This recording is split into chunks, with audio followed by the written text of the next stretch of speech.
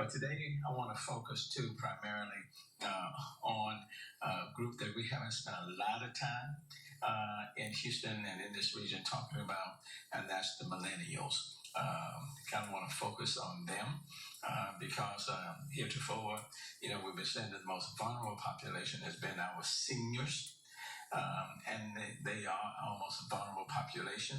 But what the evidence also indicates is that millennials are also impacted, and millennials can contract this virus.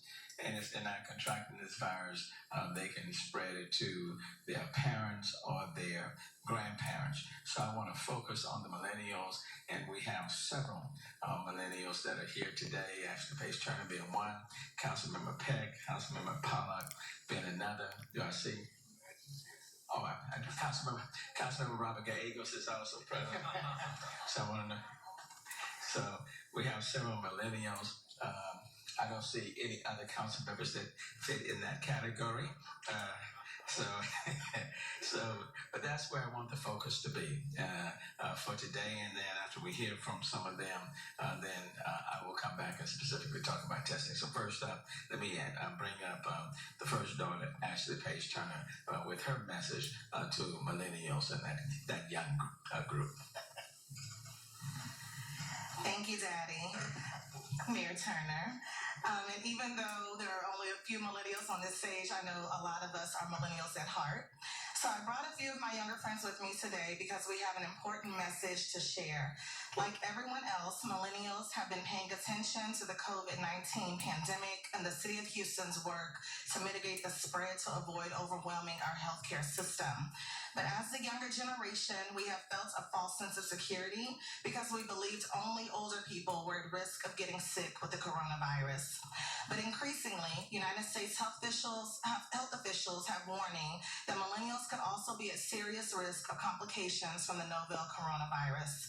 Scientists previously thought young adults were largely spared, but some young people across the world, the U.S. and in our region, are and have the potential to become seriously ill. New CDC data shows nearly 40% of patients sick enough to be hospitalized were between the ages of 20 and 54. So, after seeing the images of college students on spring break crowding beaches or hanging out and not practicing social distancing, I asked to gather some young people from across Houston today to share this important message. Remember, most people who become infected generally experience only mild symptoms, such as cough and fever. There are some of my young friends. So you might appear healthy, but expose your older relatives or friends who have underlying medical conditions. And I will say this is a point in time where we do not want to be selfish. We don't want to only think about our social norms and being out amongst ourselves. I think this is the only time where we will not get the side eye for being on social media instead of being more active. And so let's take advantage of that because we really want to make sure that we protect not just ourselves, but also our grandparents, our aunts and our uncles, our parents, and anybody else that's close to us. So millennials, we also need to practice healthy hygiene habits. That means wash hands frequently with soap and water for at least 20 seconds. Use hand sanitizer when you can't wash your hands. Avoid touching your eyes, nose, and mouth with unwashed hands. Cover your coughs and sneezes with a tissue and throw the tissue away. If you don't have a tissue, use the elbow of your sleeve. Don't use your hands to cover coughs and sneezes. Avoid close contact with people who are sick, especially if you are at higher risk for coronavirus. Get plenty of rest, drink plenty of fluids, eat healthy foods, and manage your stress to keep your immunity strong. We're naturally, I think, a very compassionate and conscious generation.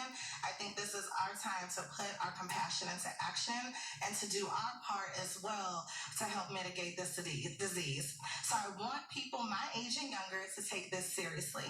With me today is Michael Conklin,